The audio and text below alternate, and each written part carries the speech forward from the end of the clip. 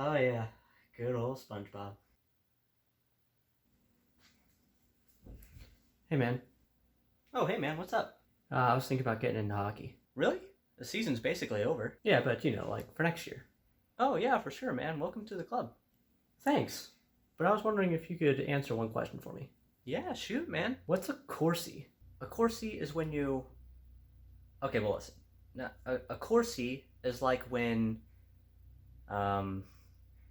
No. Okay. Well, let me start over. A Corsi is when your team does something good, like in the offensive zone, like a shot on goal. Oh, okay. But what if you miss? That also counts. Why?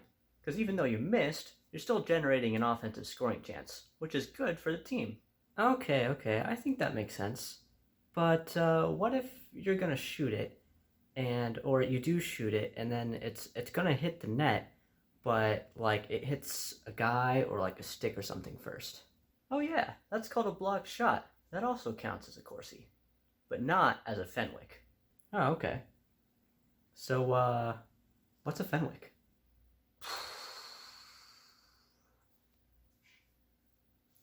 Maybe you should come sit down.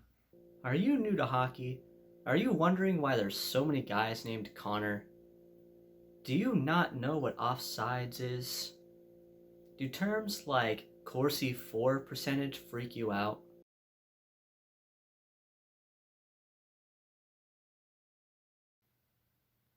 Corsi 4 percentage? Oh no! If you answered yes to any of those questions, this video is for you. Stick around to the end of the video to find out the answers to some of these questions. If you didn't say yes to any of those questions, well, stick around too, please. Please. What's going on, guys? My name is Graham, and today we're going to be going over some basic hockey stats for beginners. So let's go ahead and get started with blocked shots.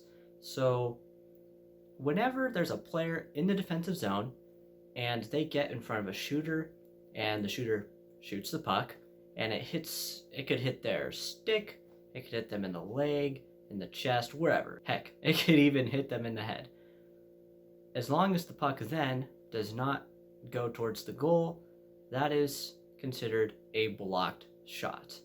Players that do this a lot are often considered to be defensively responsible or defensively good. That isn't necessarily the case, but blocking shots certainly helps your team. Now, this next stat isn't a stat at all, but I actually mentioned it in the intro, so I'm going to go over it anyways, and that is the concept of onsides or offsides. So every NHL rink is broken down into 3 zones. There's 2 defensive zones at either end of the ice, and they contain the goals. And then there's the neutral zone in the middle. You'll notice a red line right in the middle of the ice. That's called the center line ice, and it's where every face-off takes place at the beginning of a period. And sometimes other face-offs take place there as well, for example, after a goal. Then there's 2 blue lines. The thick blue lines, about like a third of the way up the ice, I guess, roughly, those represent the change from the neutral zone to the offensive zone or defensive zone, depending on which team it is. If your goalie is in the net in that zone, that is your team's defensive zone. And if the opposing goalie is in that net in that zone, that is your offensive zone. They switch off every period. So what is onsides and offsides then? Well, the team with the puck must cross the blue line when they're going into the offensive zone. It must cross the blue line in its entirety before any skater can enter the zone in their entirety. There is one exception to this. If a single player is entering the zone and he is controlling the puck, then he may enter the zone before the puck does. So an example of this would be if a player is skating backwards, so they're feet are closer to the offensive zone than the puck is, then they can enter the zone, then bring the puck in, and that is onsides. In any other instance, if a player enters the zone before the puck does, that is offsides.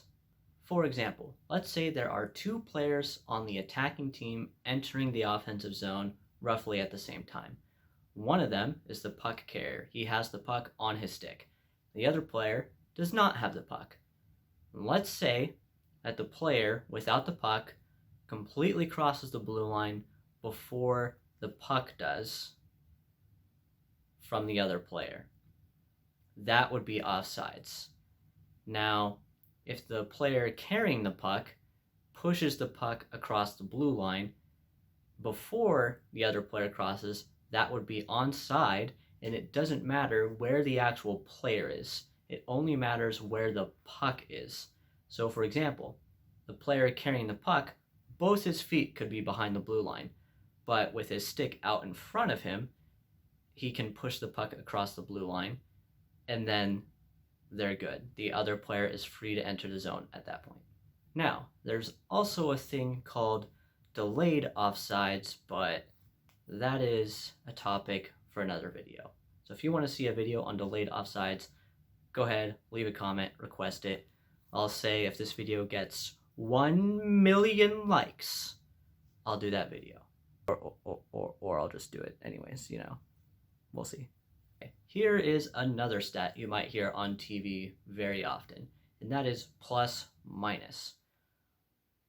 What plus minus is it is the total of how many goals your team has scored while you are on the ice minus how many goals the other team has scored while you are on the ice. Except there is one exception, but that is the general rule. So, for example, let's say while this one player is on the ice, his team has scored 20 goals, but the other team has scored 10 goals. That player's plus minus would be 10. Now, of course, doing math, it is very possible for this number to be negative. If you just flip around the numbers in that exact same example, and there was 10 goals for that player's team when he's on the ice, and 20 against, his plus minus would be negative 10.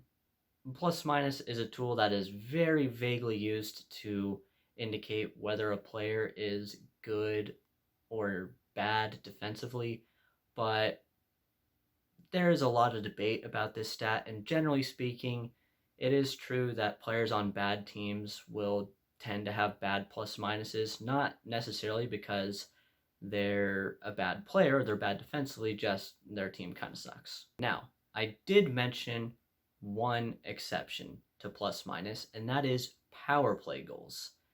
If your team is on the power play and you score a goal, you do not get a plus for that. The defenders, the guys on the penalty kill, they do not get a minus either.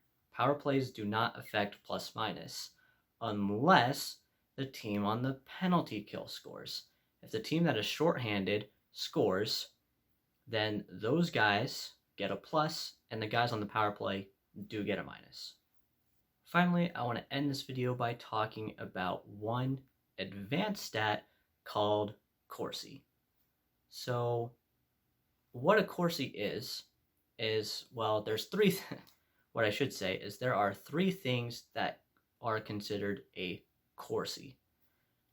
Those are shots on goal, blocked shots, which I explained earlier, and missed shots. So a missed shot is just you attempt to shoot it, and it goes wide, not on the net. That is a missed shot. So those three things count as Corsis. Now, Corsis are tracked for a certain player when their team is on the ice, or when they are on the ice for both their team and the other team. And what that gives you is a Corsi for percentage. And what that shows you is basically how often the team is controlling the puck when that player is on the ice. So, for example, let's say you have a player who has 50 Corsis for while they're on the ice, but there are 100 Corsis against when that player is on the ice. What that means is that when that player was on the ice, there were 150 total Corsis, and he was on the ice for 50 of them, giving him a Corsi for percentage of basically 33%, 1/3. That's really bad. Now, Corsi is not a perfect stat. Again, players on bad teams will generally have worse Corsis than they would if they were on good teams, but you kind of have to take everything in context. That is it for this video. If you did like it, please do give it a like, and go ahead and click on this video up here. I'm not sure exactly what it is yet, but I'm sure it's a good video.